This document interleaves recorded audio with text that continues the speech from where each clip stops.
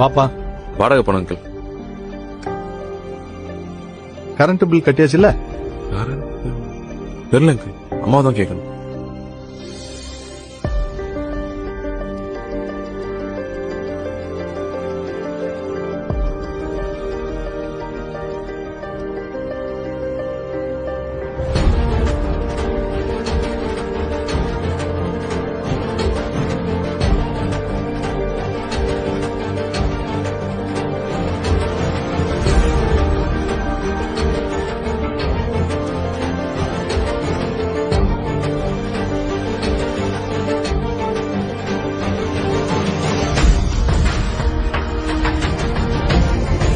வாடகை செலவு, current bill செலவு, பால்கார செலவு, ரேஷன் செலவு, மெடிக்கல் செலவு, போன் செலவு, மளிகை செலவு, கேஸ் செலவு.